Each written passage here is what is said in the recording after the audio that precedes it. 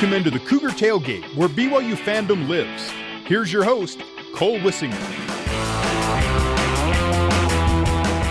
Happy homecoming, everybody, to BYU football and to all of the fans. Good morning. Cougars will be playing in primetime tonight, but we're starting the action right now. It's the Cougar Tailgate, where every week we learn a little more about the opponent BYU is playing. And with the Cougars at home, celebrating tradition with homecoming today, we're going to focus a little more about this team from Provo that we all so love. But before we get into all of that, we have to. It's in the script. We need to look back at what happened last week. Play fake. Short drop for Jaron. Goes for the end zone, looking for Milne. Dax Milne, did he haunt him with one arm? He did for touchdown! Dax Milne with a great grab! A one-handed snag, and the Cougars score to make it 9-0. Despite a strong performance from Jaron Hall in his first collegiate start, the Cougs couldn't get the monkey off their back and win their first football game in the state of Florida. Talked about that a lot last week, falling to South Florida. BYU was moving on their opening drive, but a sack on third down led to a long field goal try. But we got Jake Oldroyd, and he split the uprights from 51 yards out. I've said it before. I will keep saying it. I love the kickers. Receiver Dax Milne got the second quarter started off right with a beautiful one-handed grab that we heard a little bit ago, bringing the score to 10-0. On their next drive, BYU marched down the field again, but stalled on the 5-yard line and settled for another Oldroyd 3. But this was South Florida's homecoming last week, and they weren't going away. McLeod connected with Wilcox for a 39-yard touchdown to cut the Cougar lead to 6. Jaron Hall and company would go on another long and time-consuming drive, all the way down to the 11-yard line before Oldroyd was sent in to get another chip shot field goal. Score at the half, 16-7. Cougars. The Bulls opened up the second half with a long drive of their own, but this one ending in a touchdown with Jordan Cronkite bulldozing his way into the end zone. Cronkite led the rushing attack that tallied 243 yards on the ground, and the Cougars' rushing defense continues to struggle. BYU proved that they can run too, though, especially with that young quarterback. Their next drive featured 5 running plays, 0 passes, 61 yards scrambled by Jaron Hall alone, a touchdown, and a partridge in a pear tree. Keeper for Hall, following his blockers. Nicely done. 25-20, 15-10, makes a sidestep, makes a man miss, gets into the end zone, touchdown run, Jaron Hall! And the momentum was only building after Chaz Ayu picked up his first career interception, gave BYU the ball back and a chance to extend the lead. But BYU fumbled it right back over to USF, leading to a McLeod touchdown scamper. Scoreboard still favored the Cougs 23-21, and BYU was putting together another good drive early in the fourth when the injury woes struck again. Jaron Hall took a big hit on third down and left the game not to return. His stats when he left, 83 rushing yards to go with 148 yards in the air and a pair of touchdowns. USF drove for another touchdown, taking the lead for the first time all game halfway through the fourth quarter at 27-23. Now down to their third option at quarterback, Baylor Romney got the Cougar offense inside the 15-yard line 2 more times, but they came up empty-handed on both. Final score, South Florida 27, Brigham Young 23. This marks BYU's third consecutive loss and their fourth game this season to be decided by only 7 points or less. Yeah, I just told them that this is going to be a real gut check for us, and for us to focus on all the details and of everything that we do, from classroom and in classroom to off the field to on the field. This is a huge opportunity for us to, when we're facing some adversity, to respond the right way, and the fighters will respond. And I have a lot of great fighters in that room, so we'll be able to respond from this. The Broncos of Boise State will roll into Provo this week, hoping to spoil the Cougars' homecoming and remain one of 12 unbeaten teams in the country. We'll see if that number goes down any more as the afternoon goes on. The number 14 ranked Broncos are coming off a big victory against Hawaii that saw Boise State using not one, not two, but three different quarterbacks during the course of the game. They got some injury woes of their own. The Broncos came out firing against the Warriors, shooting to a 17-7 lead early. But in the second quarter, true freshman quarterback Hank Bachmeier took a big hit that caused him to head to the locker room and not return to action. The Broncos' backup quarterbacks, though, just didn't miss a beat, and they took a 31-17 lead into halftime. The Broncos would outscore the Rainbow Warriors of Hawaii 21-7 in the third quarter to all but seal a victory en route to a 59-27 win. They got 59 points last week, Cougar fans. We got to watch out. Star wide receiver John Hightower had 7 snags for 141 yards and 2 touchdowns on the day to lead all receivers. Boise State's backup quarterbacks, redshirt sophomore Chase Cord and senior Jalen Henderson, would combine for 257 yards through the air and 4 more touchdowns. Not too shabby. The Broncos' 6-game road winning streak, second longest in the nation, will be put on the line tonight as BYU looks to protect their home turf on Homecoming.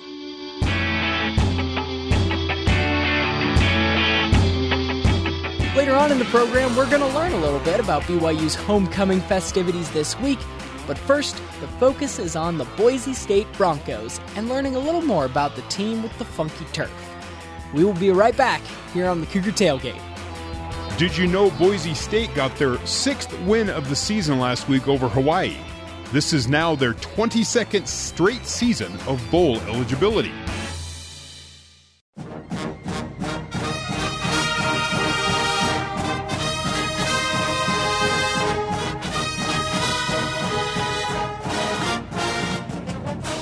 That's the Boise State fight song we're listening to, Orange and Blue, and it means it's time to take a look at the history and traditions of our opponent this week. It's the Boise State Broncos, and we're going to do it by bringing back a segment from the very first episode of Cougar Tailgate. You know, no tailgate out there in real life would be complete without the old 6-pack of root beer sitting by your side, so we have a 6-pack of questions about the opponent, where you pick either or sometimes a third option. Producer Terry's got the questions. Thank you. Let's get this going. The first either-or question is WAC or Mountain West? Relevant because both Boise State and BYU have been in these conferences. Yes. So the question is not so much what's better now, because the WAC isn't playing a lot of football nowadays. No. But in its heyday. Oh, yeah. I think I take the WAC. It was the video game conference. Yes. It was you sit up late at night and watch them score 40, 50 points apiece, and it comes down to the end, and there's no defense, but that's fine. You're just watching two teams just air it out, which was kind of fun to watch. The shame of it all is that Boise State and BYU never really shared any of these conferences. No. So BYU started off in the WAC. They were one of the founding members, and they were there until 1998. And then Boise State shows up a couple years later. Yes. BYU in 2011 leaves the Mountain West the same year that Boise State comes into the Mountain West. Right. So these are the two conferences that these two teams have been associated with the most, and yet they've never actually been conference rivals in their history. They have not. But since then, they've signed their multi-year deals, and they're playing a lot now. But the Mountain West they took the best of the WAC and left. Oh, yeah. Right? So that's kind of where Boise State got their shot at the WAC, is because all these teams left. But I think if you're looking at which one was probably the best entertainment-wise, it had to be the WAC. Do you know who has more WAC conference titles, BYU or Boise? Wow. Boise? Do they? It's BYU. BYU. Do you know who has more Mountain West conference titles, BYU or Boise? Would that be Boise? BYU. Really? Because how many? Do you know? Yeah, so BYU, I mean, to be fair, BYU was in the WAC a lot more years than Boise. But BYU's got 19 WAC titles. For football? For football. Wow. And then Boise had 8. BYU, 4 Mountain West titles. Boise had 3. So the second either-or question is Boise State or Michigan? Okay, let's give this one a little context. These are the two teams right now that are numbers 1 and 2 in winning percentage. Like Boise overall State, for the history of their programs? overall for the history of their respective programs. Boise's a little shorter than Michigan's. But if Boise beats BYU today, which we're not rooting for, and if Penn State beats Michigan today, which I personally am rooting for, from Pennsylvania, then Boise will flip-flop and become the most winning program in college football history percentage-wise. Wow. What does that mean? It means that for as long as Boise's been around, they've won a lot of games. Okay. Against whack opponents. Lesser opponents than Michigan's had to face over there. Would you say Michigan in Probably the either Michigan. or question? Yeah. I'm going to play the little devil's advocate. I'm going to just pick the other one. I'll pick All right. Boise because I think it's really cool. I like the underdog, and Boise has been the underdog for so much of their history, and coming from just a small conference and being consistent for the whole time. You know, Michigan's got a lot of years. They got a lot of good years. A lot of really crummy years in there, whereas because Boise's only been around for a smaller portion, to be up there in winning percentage, they have to have been good every single year. They are consistent. Right. And Michigan has more going for them, more benefits because of the history and their location and all that. And Boise still gets recruits in. They still get great coaches, and they end up playing winning football. They do. I love them. I think it's a great rivalry for BYU. The next either or Kellen Moore or DeMarcus Lawrence or Leighton Vander Esch. Who would you go with? These are 3 Boise State I know those grads. are some of their really good players. Leighton Vander Esch is the youngest, but he looks the best. So these are also 3 guys with Cowboys professional ties right now. DeMarcus Lawrence and Leighton Vander Esch both playing on the Cowboys defense, and Kellen Moore, after a short stint as their backup quarterback at the end of his career, retired and is now the offensive coordinator, a young fella for that position, also on the Dallas Cowboys. But I'm going young. I'm going upside. I want Leighton Vander Esch anchoring a defense. Would have been the defensive rookie of the year, I think, last year if it hadn't been for Darius Leonard's just video game style numbers. Vander Esch was just immediately impactful, and unfortunately, Kellen Moore's got kind of a thankless job. He was doing some exciting things with the offense early, then who knows if Jason Garrett is kind of meddling in his side, so I don't really know what the offensive coordinator is doing. I can see the impact Vander Esch has on the field. I know that Sean Lee is getting a little old, and so they need him to Of be those the next 3, guy. who's probably the best player just college career-wise? College career-wise, it's got to be Kellen Moore. Right. He was the man if we're talking their Boise careers. Yeah, the bowl games alone, just going back and thinking about what they've done as a school and the number of players that have gone through there. Whereas, you go back and look at their opponents, and their opponents always have 2 or 3 guys that are getting like NFL draft buzz and all kind of hype for going on to the next level. And Boise State never really had. They maybe had 1 or 2, but it was much more of a team that made the win happen instead of maybe 1 or 2 players. Yeah. The next either or question is blue or green. I like the color blue, but what's this have to do with football? There's the blue turf. As opposed to green grass. Or do you agree? Normally. What about the red turf of Eastern Washington? Do you like that? Gray turf of Eastern Michigan. Did you see there was someone made up a mock-up of what Cincinnati make their whole turf black? Their school colors are what, black and red, I think. Yeah. And so they're trying to make someone wanted to make like a push, a Cincinnati fan, to make the entire field black. Oof. With the white lettering and hash marks and everything. See, I just think of driving at night when it's raining on the highway and the whole thing just blacks out in front of you and you can't see anything, and I'm picturing that just as a football field. And it reminds me of a fact that I found this week as I was doing my Boise State research, that the stories about birds flying into the turf thinking that it's water, totally made up. It's never happened. Chris Peterson once found a duck on the field, but we don't know how it got there, and it wasn't dead. It didn't nosedive into the turf thinking that it's water. Birds are smarter than that. They see that there's orange at either side and a bunch of hash marks. Do you like the blue turf? Yes. I liked it when it was the only one. I like the gimmick. I like the fact that Smurf rhymes with turf. Yeah, I think it was interesting. I know it back when they first did it, it would mess with your TV.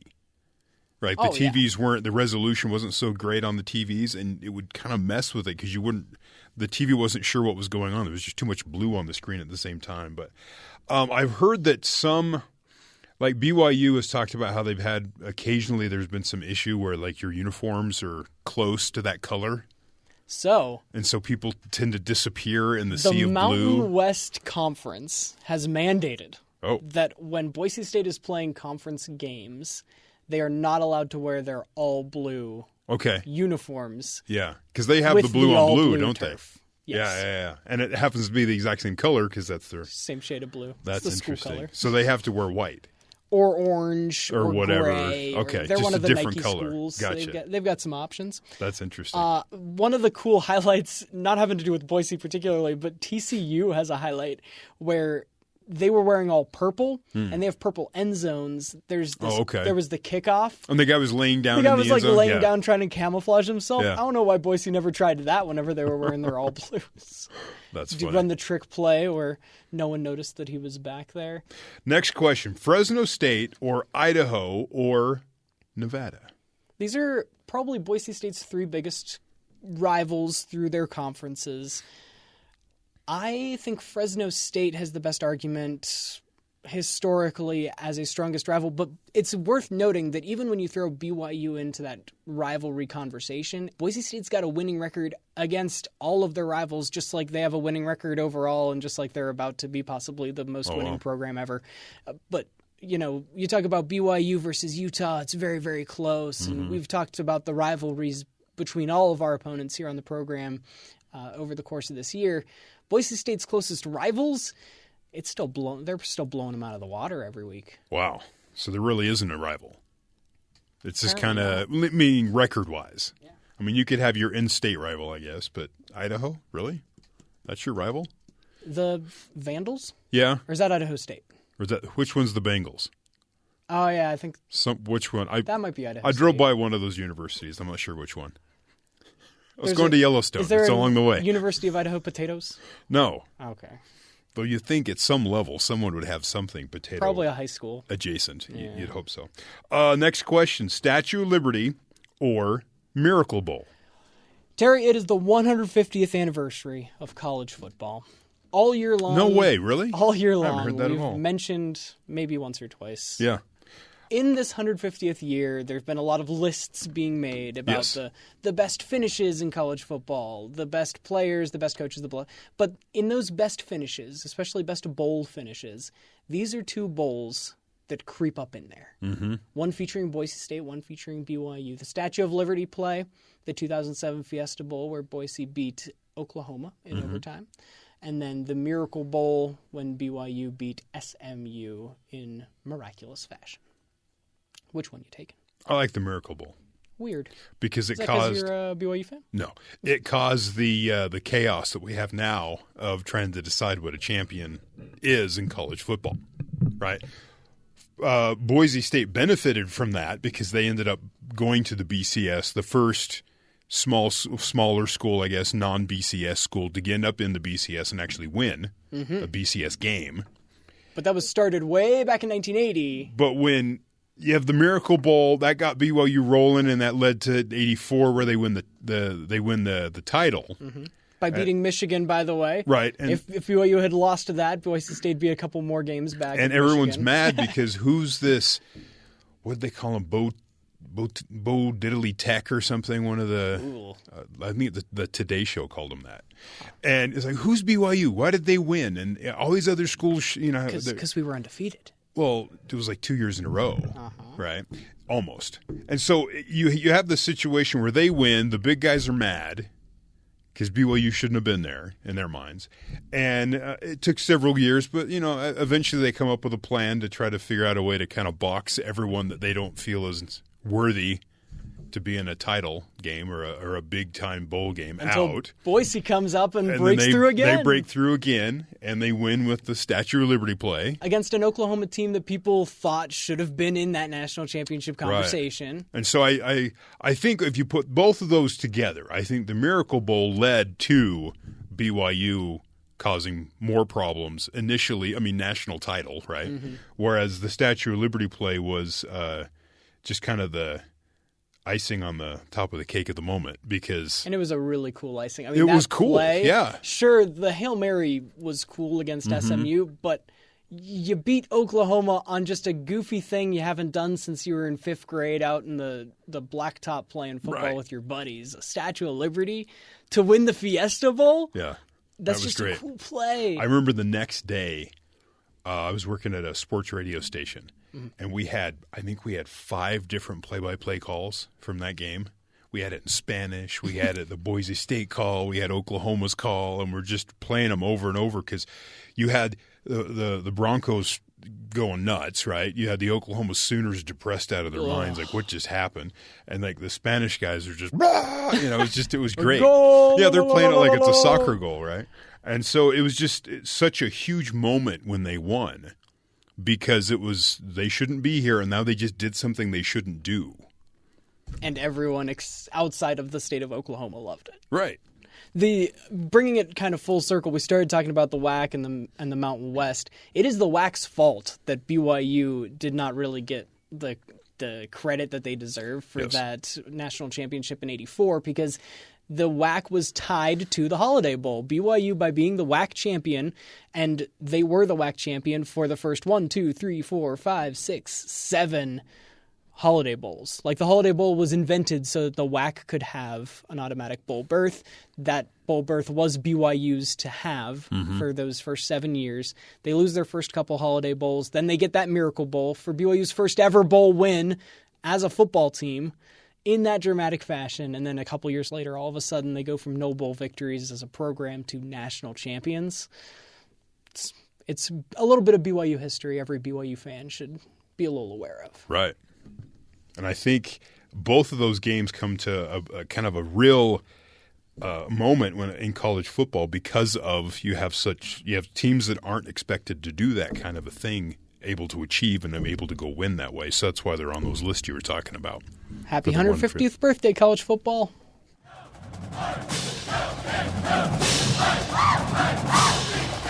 All right, Terry, hold on with me here, because when we come back, we're going to talk to The Rock on this homecoming and talk about BYU traditions. The Cougar Tailgate, we'll be right back.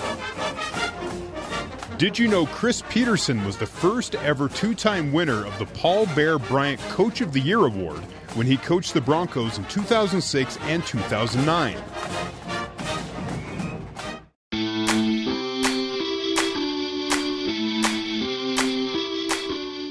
Welcome back into the Cougar Tailgate. Every week we try to learn a little more about the history and traditions of BYU's opponents.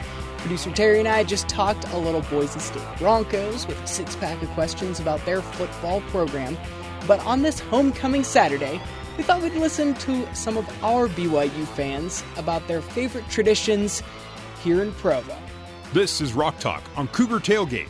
So one of my favorite BYU traditions definitely has to be hiking the Y. As I was hiking up, I was just sweating for my school, and I looked back, and it was game day, and I looked at the field, and I could just hear the music playing. And for homecoming week especially, because they light the Y, and it's just a special feeling. It makes me proud to be a BYU Cougar. And he wasn't the only student who thought of Y Mountain first when thinking of BYU traditions. One of my favorite BYU traditions is lighting the Y.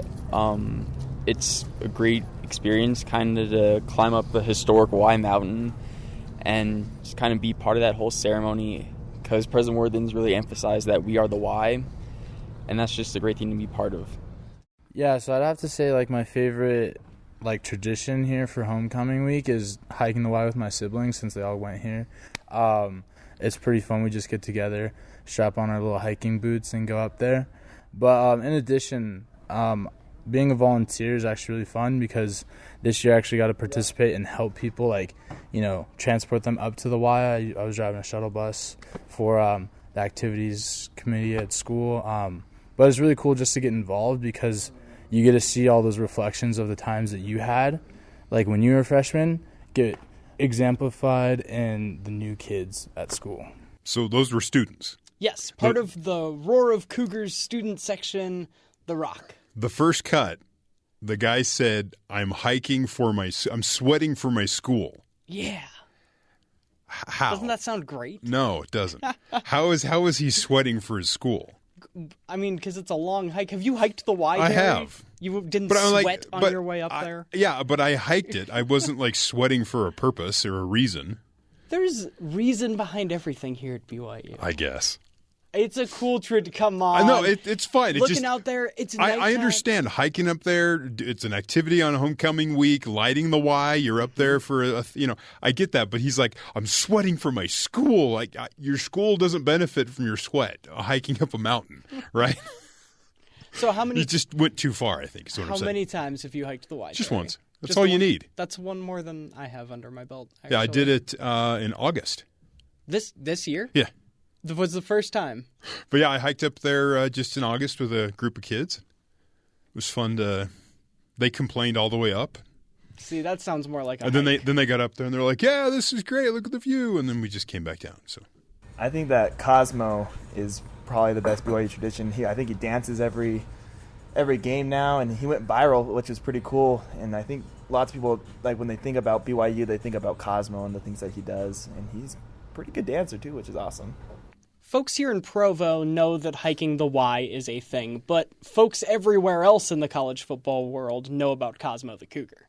they do. He's on TV whenever there's a game. They know that he's the mascot, all that. So Dancing with the Cougarettes. There you go. I think that's probably right now the biggest thing he's known for is that video of him and the Cougarettes. Yes. He's a good dancer. He's a good dancer. A lot better than me. And he's in that big, talk about sweating for your school. Oh, yeah. The guy inside See, now Cosmo. he's actually doing something for the school. That other guy's just walking up a mountain. Come on. A well-worn path. One of the best BYU traditions is Cougar tails. I love eating Cougar tails at sporting events, and they're worth it, the calories-wise. So after you work up a sweat, you got to reward yourself. What is a Cougar tail? I've never had one. I've never even seen one. It is a donut maple log thing. Okay. In the shape of a tail. Okay. What's the shape of a tail? So it's just longer than a... Yeah. It's not a donut. Donuts are round. Right. This is a long maple Or like a log maple looking. bar is kind of... Yeah. Maybe But like it's a what? donut. It's 4 tasty. inches. So how long is it? Like 6 inches? 8? I think they have different Are they foot long? sizes. Are they foot long donuts? I don't think so. Okay. I wouldn't mind one. They don't bring them here to the broadcast building, so I don't really see much. That's the real shame. Yeah. We miss out on the Cougar tails working here. My favorite tradition is BYU cookies and cream milk. It's so good for some reason. I've never had it anywhere else before. And yeah. This gal giving us 2 BYU traditions in one because the clock was chiming. Yes. While she was talking. We go all over campus for these little cookies sound and bites. cream milk? Yeah. The Creamery on 9th, Okay. another BYU staple of folks that have been here. It's special milk. And Right. It tastes really, their chocolate milk, honestly, is better chocolate milk than I've had almost anywhere else, too. But the weird flavors of milk. Or ice. Have you been to the Creamery, Terry? Yeah. Yeah. We have an outlet store here close to the building. I've The been there a weird couple ice times. cream, the Graham Canyon. Right. The Lavelle Edwards vanilla. He could have picked any ice cream. Vanilla. He got a stadium named after him. Well, I know, but and still. vanilla ice cream. They give you vanilla ice cream. Are there other traditions beyond food on campus? Maybe. Do you know of any? No. Not offhand? I mean, there's that bell. That bell's pretty cool. It is. It threw me off the first time I was on campus. And they played it was a church hymn, obviously, and you're like, what is going on? But then I realized it's BYU. So, of course, their bell plays church hymns. Big old bell tower. Why wouldn't it? There used to be, the Victory Bell Yeah. is actually a sort of tradition. It's hanging out outside the Marriott Center right now, but it used to be that we'd ring that after every home Right. victory until people too enthusiastically rung it. People get and too rowdy. Broke it several times, so they put it up high enough that not anyone can just ring it. Oh. More of a Sean Bradley reach. But now it's a symbol Okay. standing outside the Marriott Center All right. of a tradition that used to happen. There you go. Got one more tradition for you. Went to the BYU-Utah game at the beginning of the year, and went for Rock Canyon when the team came through, and it was crazy because they were letting rock students come in from all different places in the stadium this time. So there was just this huge pack of people at the southwest corner of the stadium, just pressed up for when the team was coming by, and I couldn't even see the team members because there were so many people mobbing around. But then, hearing when Coach Sataki came up and just, everyone just cheering him on like crazy, and he was loving it, pumping everyone up like he usually does. So it's just experiences like that make me love being a BYU fan. Even though we didn't win that day, everyone just loves it. The newest tradition to BYU is the Cougar Canyon, part of our pregame experience. Our colleague Jason Shepard goes and does pregame from the Cougar Canyon. They've combined it with the Cougar Walk that was a tradition for quite some time as well. A few years. For a little bit. It's one of the newer traditions, the Cougar Walk. One of my favorite things about this show so far in its first season of existing, right. When we interviewed Matt and Spencer Hadley, they revealed that they were the guys that did the first Cougar Walk. They helped create that as a tradition. Right. And it started just by them walking from the field house up to the stadium. If you want the fans to get excited, you go out to the fans, right? Exactly. You take the show to them, and they react, and they'll show up every week if you're going to do that. And Cougar Canyon is actually a great idea because it gives fans a reason to come to the stadium a little bit early. And you're not just showing up for the game. There's other things going on that can be, you don't even have to have a ticket. You just come to Cougar Canyon. And other schools have they sell tailgate tickets most of the time. Was it Ole Miss? BYU played at either Ole Miss or Mississippi State, and there was their huge pregame thing, and it was on, I think ESPN had it, and they were running around inside showing you a place called the Grove or something, and there's barbecues everywhere, and people make a huge day of it, right? They drive their RVs, they do all this stuff, and that happens at schools all over the South. And then you come to BYU, and there was just nothing there. There was a couple, maybe some radio stations or something, and some company in town had some giveaway, and here's a Frisbee or something. And that was basically everything that was out there. Now they're trying to turn it into something bigger, have some atmosphere, have it kind of fun. You can show up and have a little fun and then go into the game, and it makes it more of a day rather than just a game. And you know what else is there, Terry? There's food. They bring food to the Cougar. Food is something, apparently, is all the traditions at BYU. It all involves food. That's all you really need. Well, traditions old and new, we love them all here at BYU. When we come back, we are going to talk to a member of the BYU Alumni Office about what makes homecoming special today. You're listening to Cougar Tailgate. Did you know on New Year's Eve, the city of Boise, Idaho counts down the drop of a big potato similar to the ball in New York City?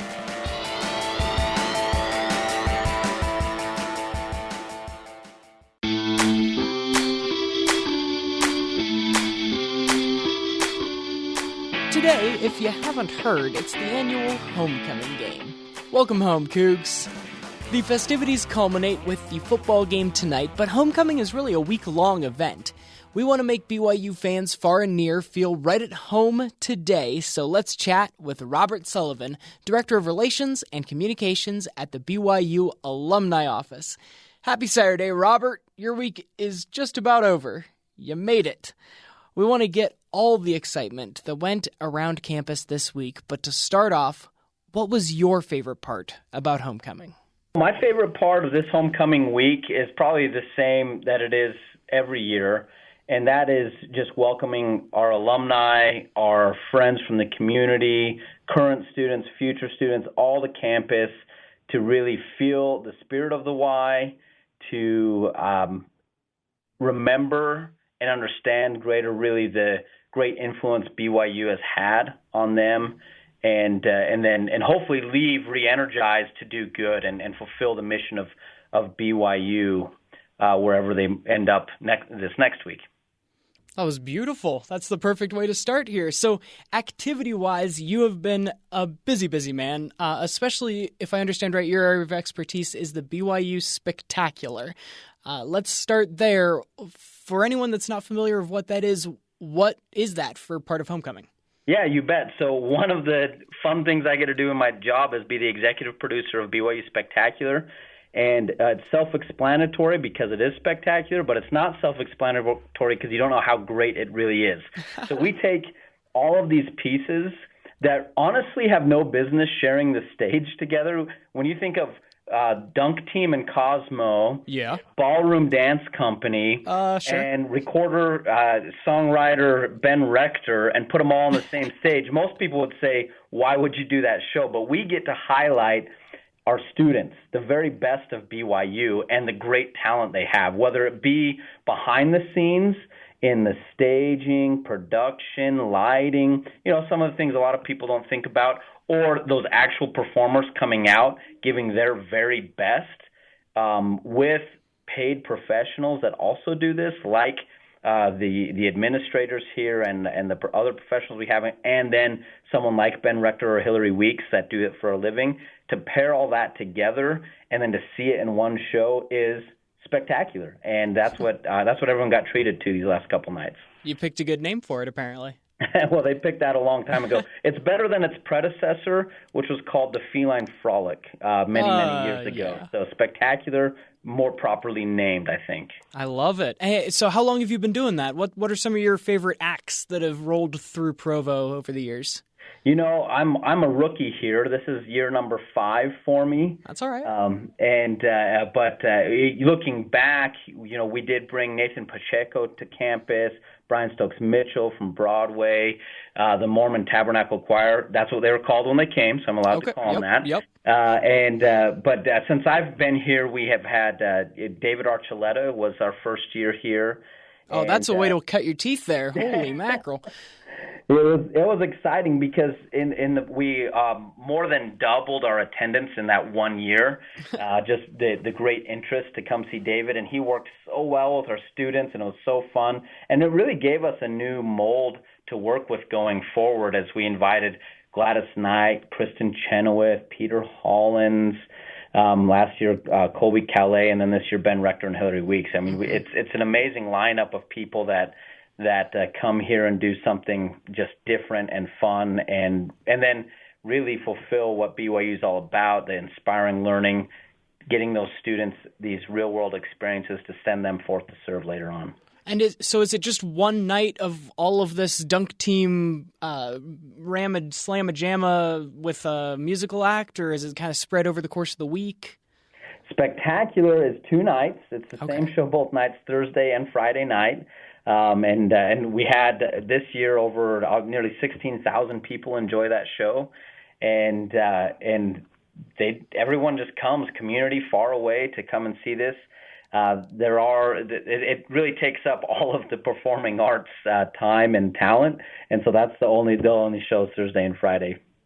Okay, and hey, so it's over now. Does that mean the clock's ticking on next year?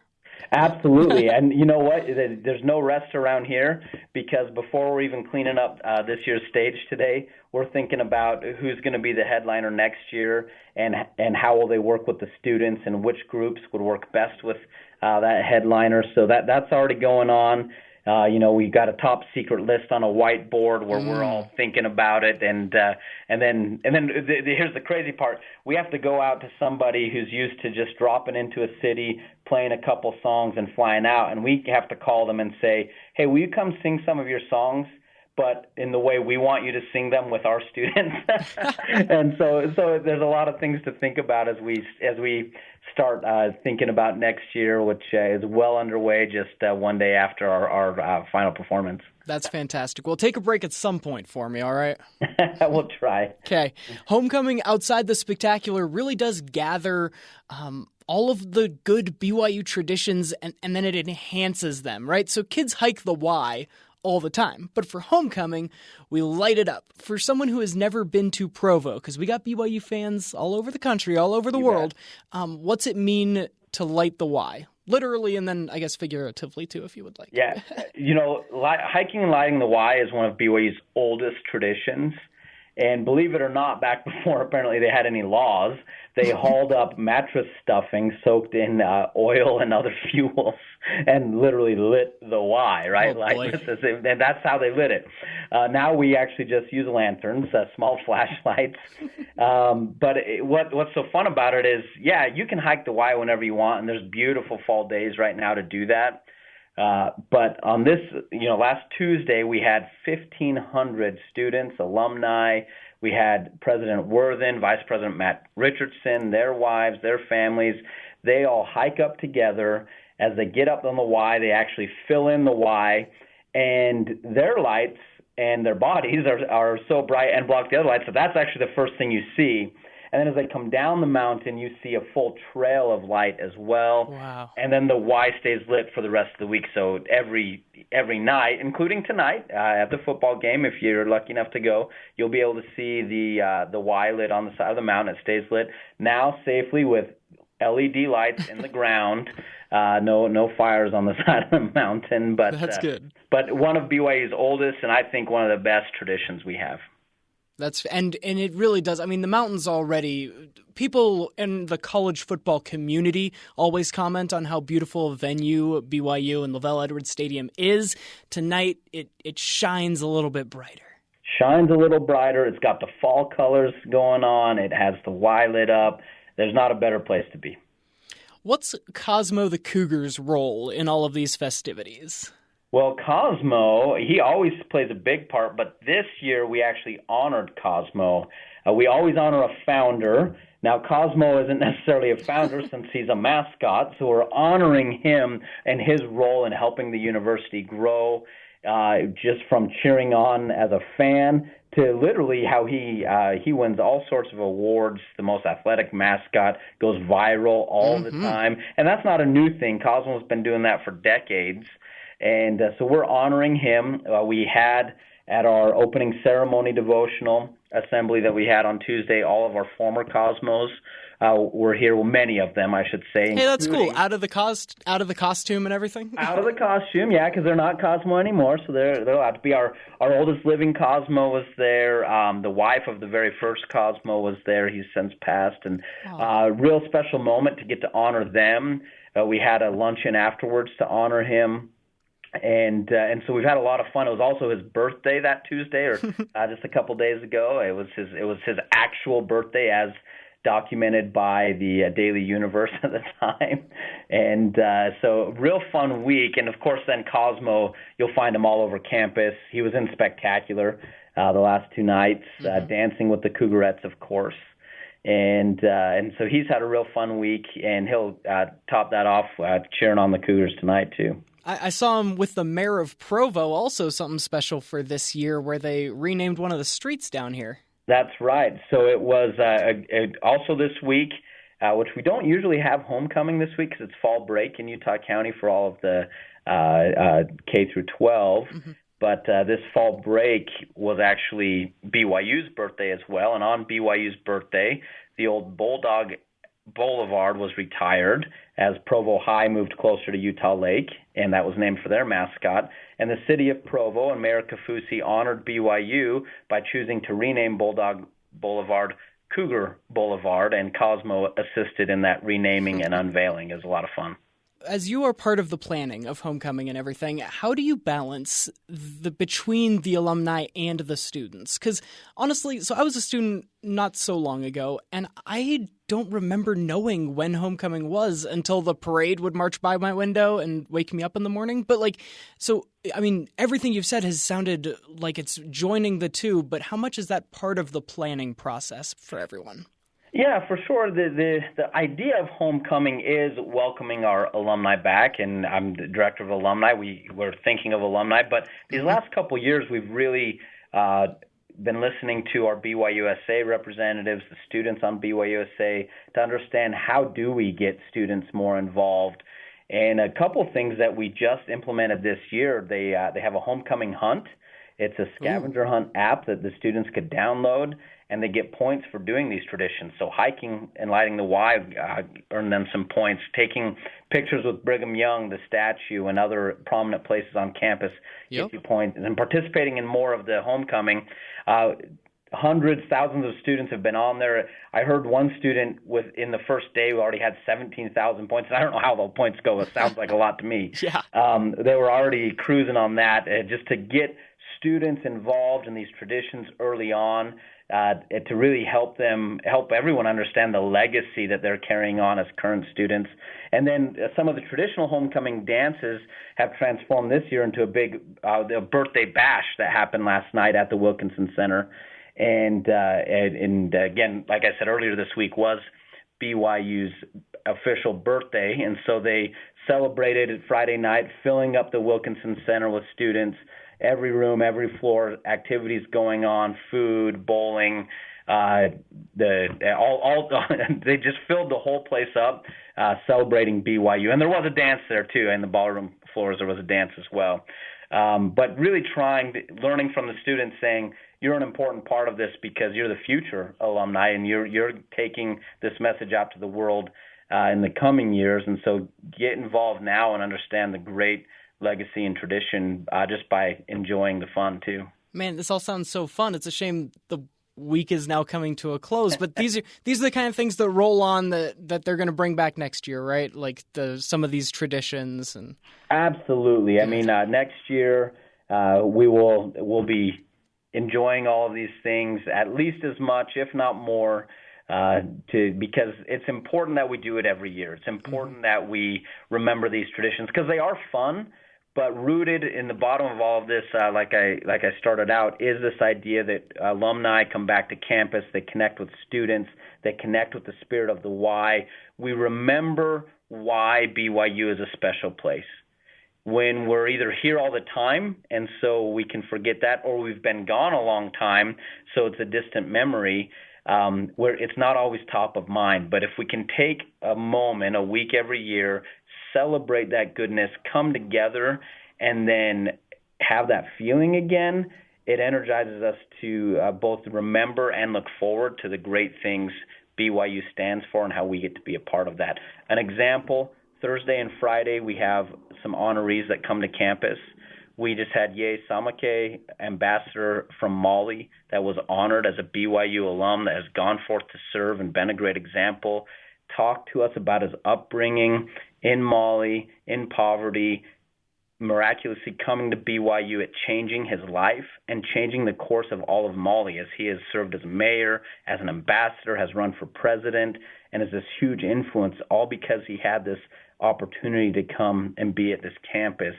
And that story, while unique to Mali for Ye, is actually played over and over again, and Homecoming gives us an opportunity to remember those great stories and what we're a part of.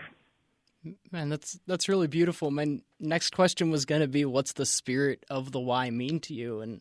And you've really hit it, that idea of going forth once you've left. Like, today's students will be tomorrow's alumni, and coming back and remembering what BYU has done for all of us, really. Here at BYU, we have the unique opportunity of blending faith and intellect.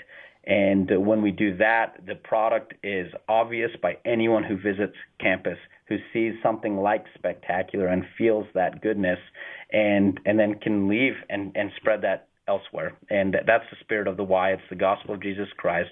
It's what happens here at BYU when we combined all of those best elements of truth and create a full person that can go out and do that good. Do you have a favorite homecoming or just a BYU memory from either working here or when you were a student before you were an alumni? Sure. Well, I mean, obviously, and not unique to me at all, my number one memory has to be the redhead who helped me move in my first day of winter semester. I was the new kid coming in the middle of the year, and this girl decided to help me move in, and then somehow I dated and married the first girl I met at BYU. There you have it. Has worked out very well. So that's got to be a top memory. Football, I love cheering on our football team. I've been to probably too many games. It's probably embarrassing for me to even try to count them up. And so I love supporting our BYU football team. I loved Taysom Hill leading us against Toledo at Homecoming a couple years ago, or Mississippi State. I think that game went into double overtime, and we were just throwing up points like crazy. And the Mississippi State fans were a ton of fun to sit by. But last year, David Archuleta did a cover of an Elton John song, actually, and there was a standing ovation, and it was like one of the greatest moments and spectacular ever, where both nights, like 10,000 people each night on their feet because he just nailed this song. That was a lot of fun as well. So Homecoming over and over again is amazing, and it's hard to pick out. And then there's these more serious things where we have our awardees coming from all over the world that come back and tell their story, and story after story just couldn't be more amazing. I mean, really, from Tuesday through Saturday, this place is buzzing with the spirit of the Y and amazing events that it's hard to pick just one. And you don't have to. That was perfect. My last question, always to folks when I talk to them here on the Cougar Tailgate, is how do you think tonight's game is going to go? Give me a good prediction. Well, we both are going to march out there with some backup quarterbacks, so it's a pretty unpredictable game. And that's the story of the season for BYU, right, is that we have been unpredictable. We've won some games that we shouldn't have, and we've lost some games that we shouldn't have.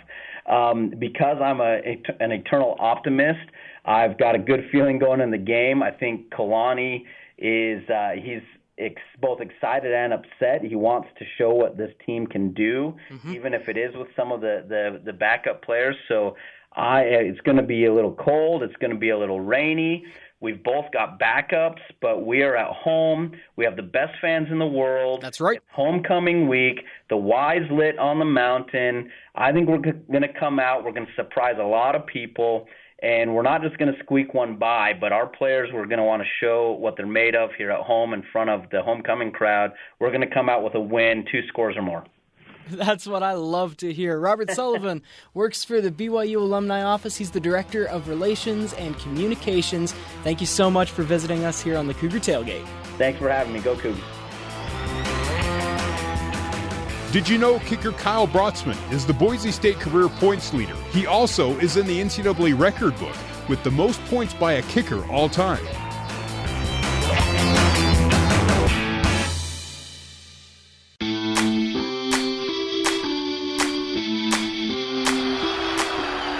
Snap Tanner on a 3-step. Boise gets in. He's got room to the right. Tucks.